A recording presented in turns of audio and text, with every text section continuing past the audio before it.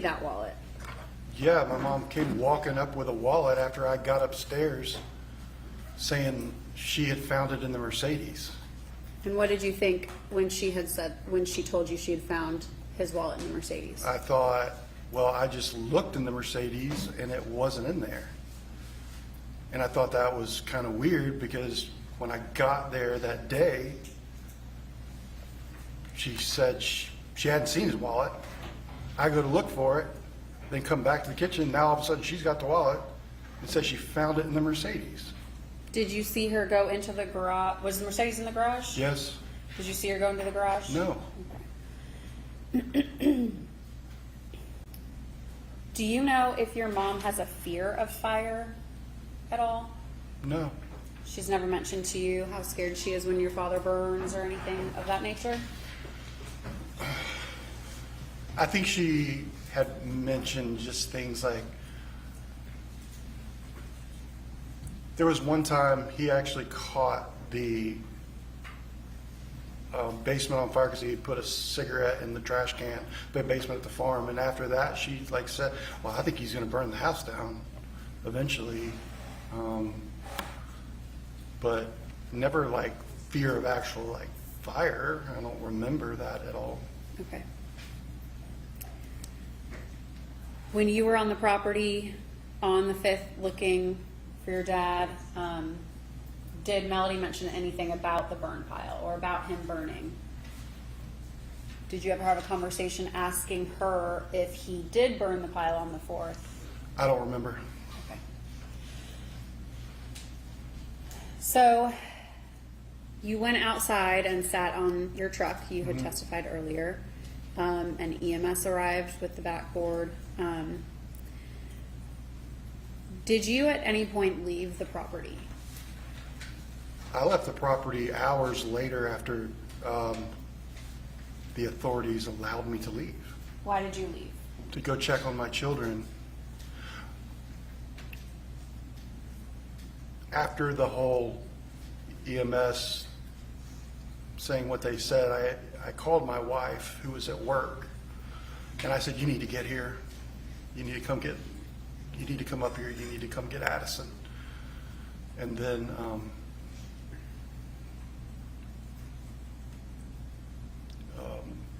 I was there for a while. She did come get both the girls. Sometime during this whole thing, I think I had texted Emma's mom or called Emma's mom, I don't remember which, and said, I need to get Ella. That'd be Beth Braswell. Yes. Okay. And that's where Ella was. Yes. So Jenna came up to the farm, Correct. got Addison, and eventually got Ella. Ella came to the farm, and I think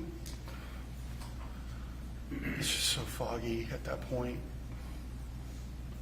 I think she brought Ella to the farm, but I don't think she met Beth anywhere to get Ella. I think Ella was brought to the farm because Jenna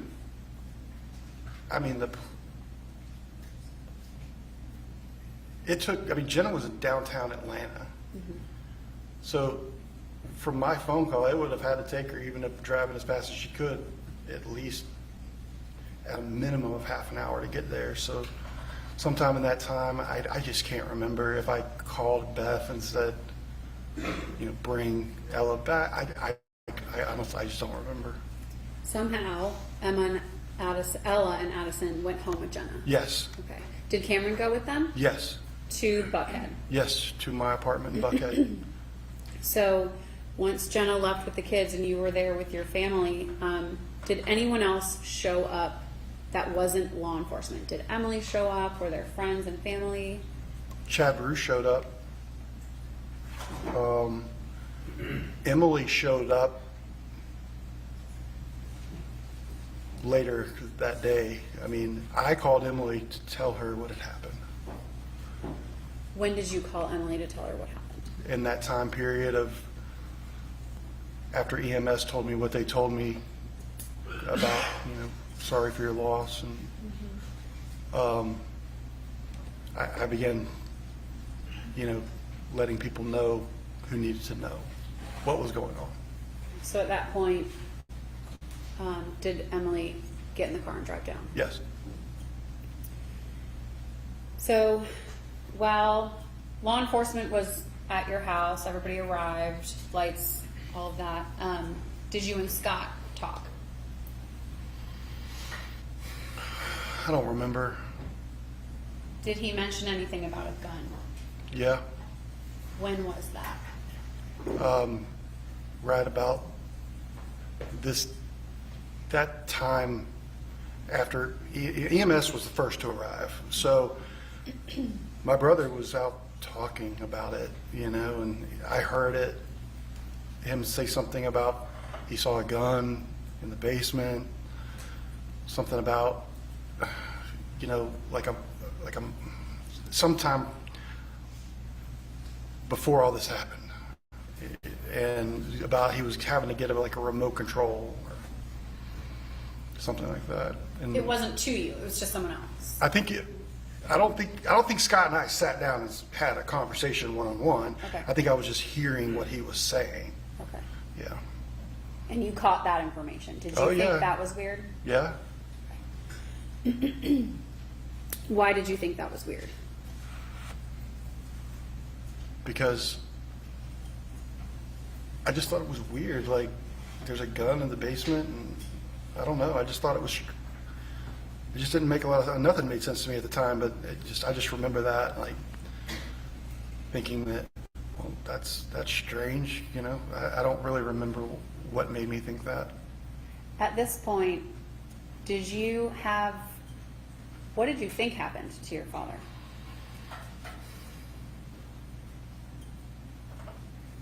I was going through scenarios in my head, how I didn't know what had happened. I just knew what I had just seen, what was happening, what was going on, and I'm trying to figure out, running through scenarios in my head, how in the world, I thought, could he have had a medical thing? I thought maybe he fell in the fire. That's where my head was at that point. Did you talk to law enforcement on scene? I did. Do you remember who it was that you spoke with? Well, specifically law enforcement, the only time really anybody asked me about what was going on at the time was when I sat down with, and I apologize, it could be Lieutenant, I don't know police That's ranks, okay. and Titles. Kaikanal or something like that. He's the one who interviewed me first Okay, where was that? in his police vehicle On scene? on scene. At the farm? Correct. How long did you talk with him? Do you remember? Oh, honestly, it could have been 15 minutes. It could have been an hour. I don't remember.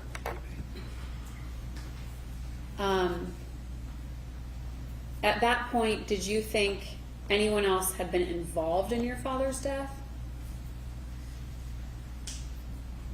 I don't remember specifically. I remember our conversation kind of had me thinking of maybe that was the case, because he said, well, Chris, when things like this happen, we assume foul play until we know it's not. Okay? So when he said that to me, he then asked me, did your parents, not quoting him, paraphrasing, something about how was your parents' marriage? Mm-hmm. How was their relationship? And I told him. You told him the truth. Told him the truth. At that point in time, how much, if anything, did you know about Rusty Barton? I knew a lot about Rusty Barton at the time. What was it that you knew about him? Well, I knew he had come to my sister's wedding. When and was was that? dancing. It was in July of 2016. And at the reception, he was dancing with my mother. And then the next morning, my brother, myself, Jenna, and my father went to Jonathan's Sports Grill in Franklin, Tennessee, Cool Springs, and we had brunch, breakfast, whatever you want to call it. And my dad was very upset about what he had seen at that reception, about my mom dancing with Rusty. And he told me, he's like, this is the last time she's going to embarrass me like that. Did you learn if your mom had multiple cell phones? Yes. How did you learn about that? My kids told me. Did you ever see her with multiple cell phones? No. So when you were around your mom, you saw that her to just have one phone. Mm-hmm. And your daughters mentioned she had a second phone. Is that? Yeah, and my dad. And your dad. Yeah.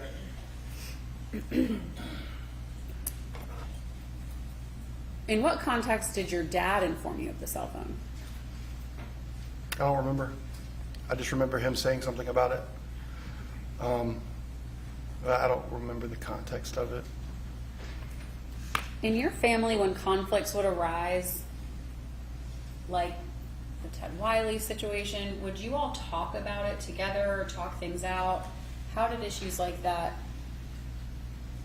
settle in your family? They were never settled. We didn't talk about those kind of things. Just kind of swept it under the rug. I mean, when my dad told me about that she was coming home from, I mean, I know where I was. I know where I was parked having the conversation with him. I'll never forget it. He told me she's coming home and you need to accept her back. And I don't know. I mean, Did your dad love your mom? oh, very much so. You could see that. Oh, absolutely.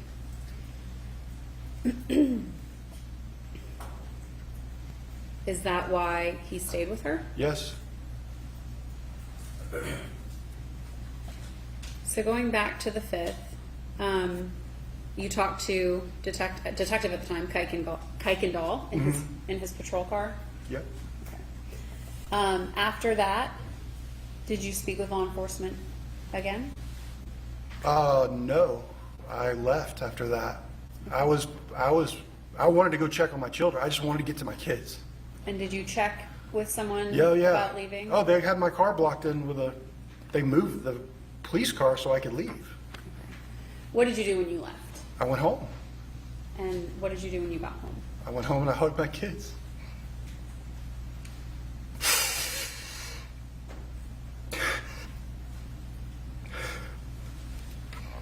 How long were you in Buckhead at home with your kids? Not very long. I just went home and checked on them, and I wasn't home very long because Emily was coming, and I wanted to be there when Emily got there. Were you there when Emily got there?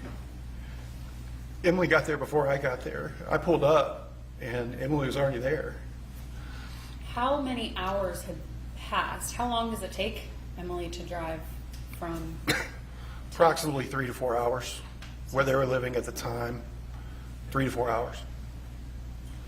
So that's about how much time had passed since you called her and then you coming back to the house. I guess. And Emily was there. Yes. Was she there with her husband? Yes. And did you speak with Emily? Yes.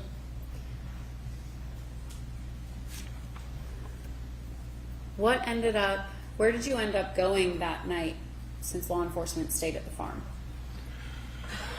I went home. I left. I know it was dark. I think I left around about the same time Emily left. And I actually had gone to get gas, and I went to run my debit card, and it said, "Please see cashier." And I was like, what in the world? Well, something had happened with my account. That check that I had written to that painter, he had taken it and tried to cash it when I told him, you don't need to cash this until like Friday. Well, he went and cashed it anyway, and it overdrew my account. So I couldn't get gas. So I didn't know what to do. I called Emily, who was on her way to the hotel, and she actually lent me $20 so I could put gas in my car to get home. So I went to the Fairfield Inn on, it was on like, I think, no, that's not, I don't know if it was Fairfield Inn. It was a hotel, I think it was on Windward Parkway, I think. But I went to her hotel and she lent me $20. I went up to her room and saw Olivia, and I went home. Home to your condo in Buckhead? Correct. Okay. Later that night, did you get a phone call? I did. From who? I think it was Detective Hayes. I think. I'm 90% positive it was Detective Hayes. If I told you it was Detective Kuykendall, would that be surprising? Wouldn't be surprising at all. And what was that phone call? What was the purpose of that phone call? They asked me where I was, they asked me some questions about my locations on like July 3rd and July 4th.